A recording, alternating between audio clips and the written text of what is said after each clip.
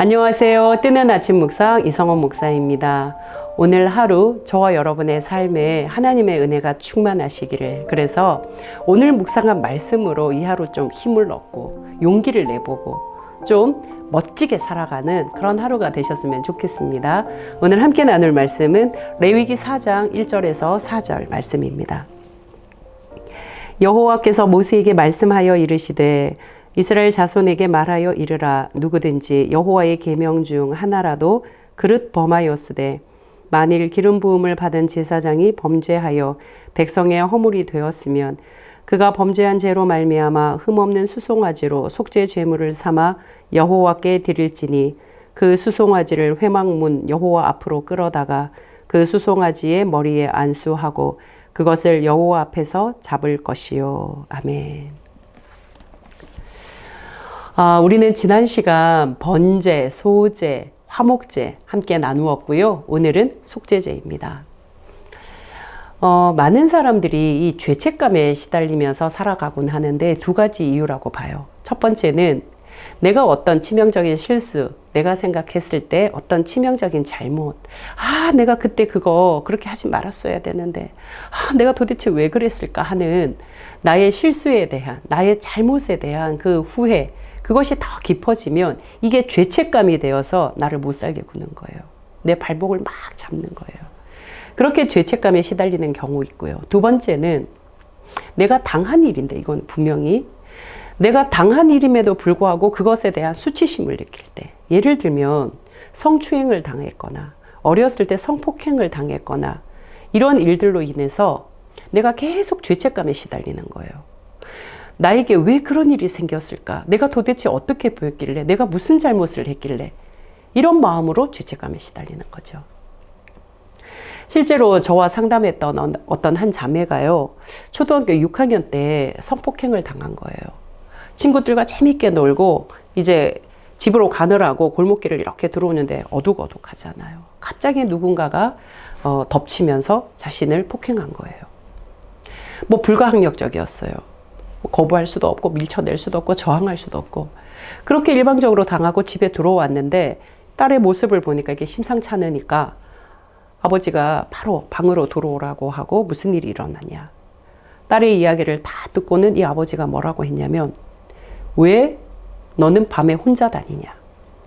두 번째로, 앞으로 너는 이 일을 절대로 누구에게도 아무에게도 말해서는 안 된다.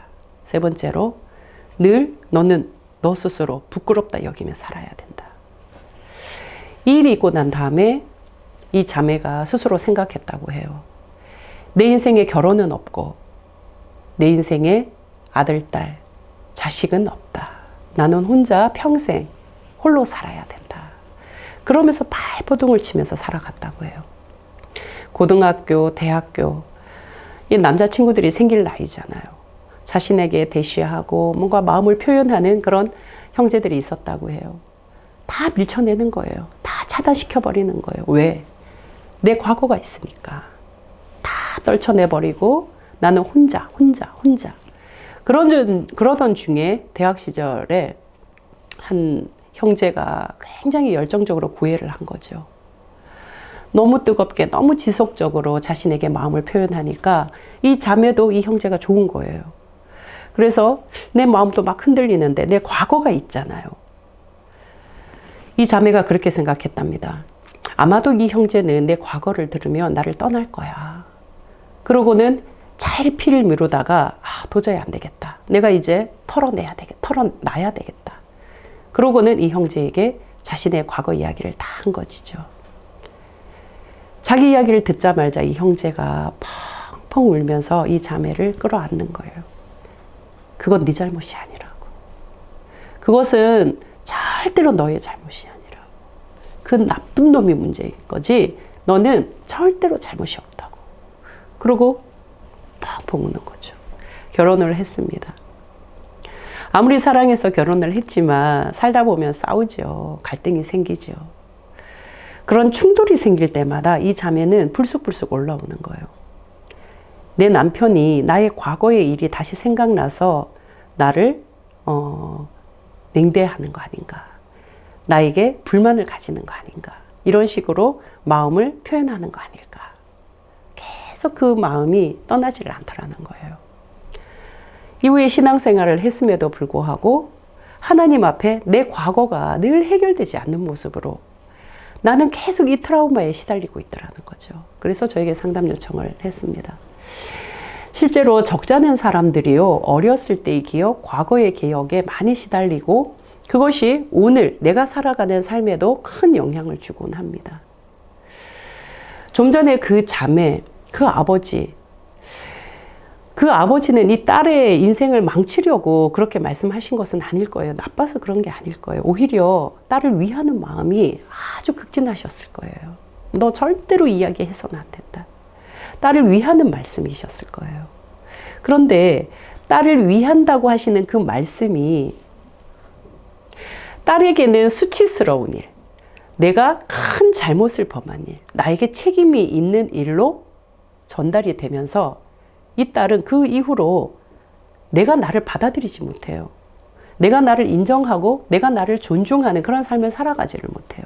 여러분, 우리가 가지고 있는 이 통념, 생각들 중에 아주 잘못된 생각 하나가요, 그럴 만한 짓을 했으니까 그랬겠지 하는 거예요. 뭔가 잘 알지는 못하지만 결과를 보고 원인을 항상 그 결과에 맞추어서 해석해버린다는 거예요. 맞을 짓을 했으니까 맞았겠지. 때릴만 했으니까 때렸겠지. 뭐가 없는 거예요? 기준이 없는 거예요. 원칙이 없는 거예요. 그럴 만한 짓, 여러분, 어떤 사람도 맞아야 될 사람은 없어요. 어떤 사람도 학대당해도 될 사람은 없어요. 어떤 사람도 누군가를 때려도 되는 사람은 없어요. 인간은 그런 존재가 아니에요. 우리는 많은 부분 유교적 사고를 가지고 있어서 위아래를 나누어서 위는 그렇게 해도 된다는 생각이에요. 아래는 그렇게 당해도 된다는 생각을 가지고 있습니다. 왜 우리는 신앙생활을 하면서도 이 기독교적 신앙생활이 아니라 유교적 신앙생활을 하고 있을까의 문제예요. 아닙니다. 어떤 생명체도, 그것이 동물이든 식물이든 혹은 사람이든 어떠한 생명체도 학대당해도 되는 생명체는 없습니다. 하나님 그렇게 우리를 짓지 않으셨고 우리를 대하지 않으셨습니다. 설령 길거리에 어떤 여성이, 남성이 옷을 벗고 나체바람으로 막 다닌다고 해도 그것을 보고 저러고 다니니까 성폭행 당하지, 이런 말은 성립되지 않는 말입니다. 옷 벗고 다니는 그 여자의 문제입니까? 그 남성의 문제입니까? 그것을 보고 자신의 음욕을 일으켜서 함부로 폭행을 하는 그 남성과 여성의 문제입니까? 여러분 생각해 보십시오. 네가 그러고 다니니까 내가 음욕이 일어나지, 그 음욕을 못 다스리는 그 사람의 문제입니다. 길거리에 예쁜 꽃이 있으니까 내가 꺾지. 길거리에 어떤 다른 사람의 물건, 저 물건을 저기 놔뒀으니까 내가 가져가지. 그 물건의 문제, 그 꽃의 문제가 아니라는 거예요. 자신의 도덕성, 자신의 인간성, 이 모든 것을 팔아먹은 이 사람의 문제예요. 스스로 나는 인간이 아니다, 나는 짐승보다 더 못한 존재다라고 스스로 규정하고 그 일을 행하는 그 사람의 문제라는 거예요. 우리가 이런 기준을 놓치고 살아갑니다. 성경은 그 기준을 분명하게 우리에게 말씀하십니다. 하나님이 우리에게 말씀하시는 원칙이 뭐였냐고요. 폭행, 종의 눈과 상전의 눈이 결코 차별되지 않는다. 종의 손과 상전의 손이 결코 다르지 않다. 종의 손이 잘렸으면 너의 손도 잘려야 된다.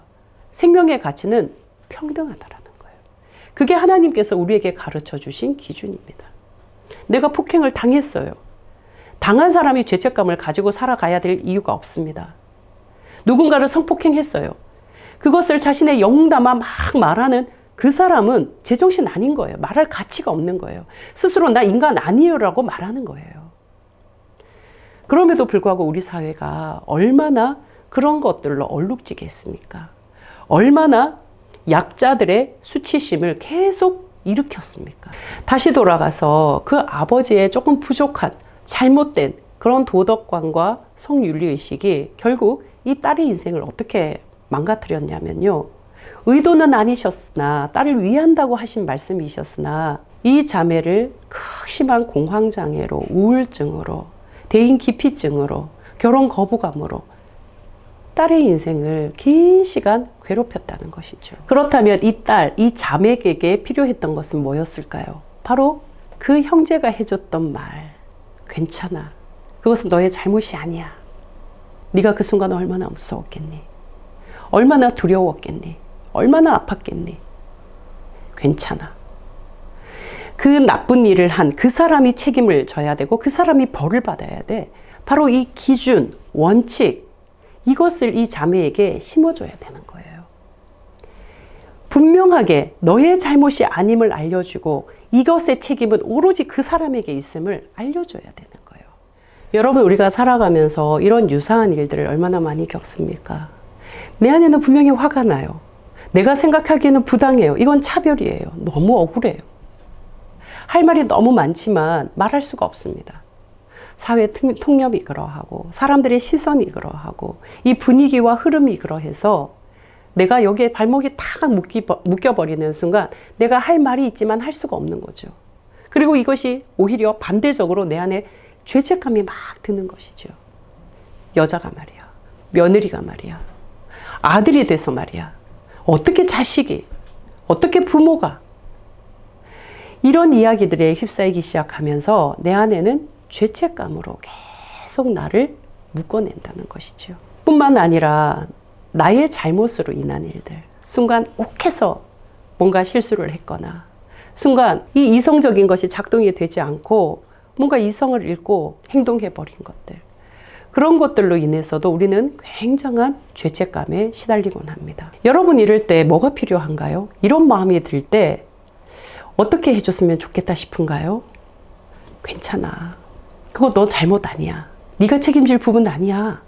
라고 말해주든가. 아니면 아이, 그건 네가 잘못한 게 맞네. 그건 네가 실수했네. 그거는 네가 잘못한 게 분명해.